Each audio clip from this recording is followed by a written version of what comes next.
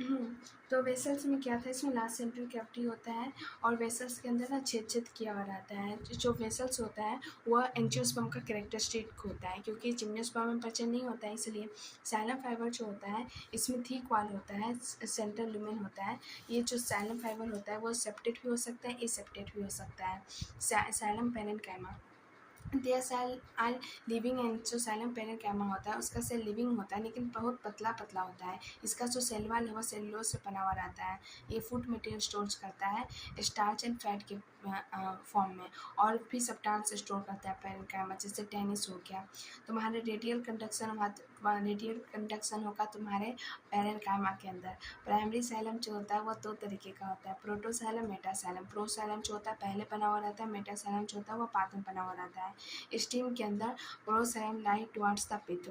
तो स्टीम में क्या होता है कि जो प्रोजाइलम होता है वह तुम्हारा पिथ के पास होता है, और जो तुम्हारा मेटाजाइलम होता है वो एकदम किनारा पे रहता है। इसको हम लोग इंटाच करते हैं। रूट्स के अंदर क्या होता है कि तुम्हारा जो प्रोटोजाइलम है वह एकदम किनारा पे होता है, और मेटाजाइलम ना सेंट्रल के बीच में होता है। इसको हम लोग एक्सचार्ज कहते हैं, ठीक है। फोइलम को हम लोग पास्ट कहते हैं, और फोइलम जो होता है ये फूड मटेरियल को ट्रांसपोर्ट करता है। एंजियोस्पर्म में फोइलम के पास क्या होता है, सिव ट्यूब होता है, सिव ट्यूब होता है, कॉम्पिनेंट सेल होता है, फोइलम फाइबर होता है, फोइलन पेरेन्काइमा होता है। जिम्नोस्पर्म में ये नहीं होता है तुम्हारा sieve tube and companion cell, उसमें होता है albumin cell and sieve cell. Sieve tube element जो होता है लॉन्ग होता है, और इसका स्ट्रक्चर लॉन्गिट्यूशनल होता है।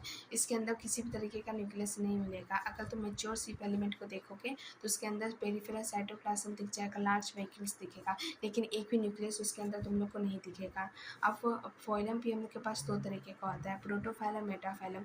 प्रोटोफाइलम वो होता है जो कि पहले बना रहता है और इसके अंदर नैरो सिव ट्यूब्स होता है। मेटाफोलियम जो होता है पातम बना रहता है और इसके अंदर परा सिव ट्यूब होता है। कॉम्पेनियन सेल जो होता है ये स्पेशलाइज्ड होता है, बहुत अच्छा होता है। यही सारा चीज़ संभालता है, जो भी चल रहा होता है तुम्हारा सिव ट्यूब के अंदर पूरा प्रेशर कंटेंट को संभालता है, क्योंकि ये कनेक्टेड होता है कहीं ना कहीं सिव ट्यूब से। इनके छेद होता है बेसिकली, तो इस तरीके से सबको संभाल लेता है, क्योंकि पेचाला सिव ट्यूब के पास तो न्यूक्लियस है ही नहीं। फोइलन पेरेन्काइमा जो होता है ये इलोंगेटेड होता है, टेपरिंग सिलेंड्रिकल सेल होता है। इसका जो सेल वाल है वह सेलुलोज से बना हुआ रहता है।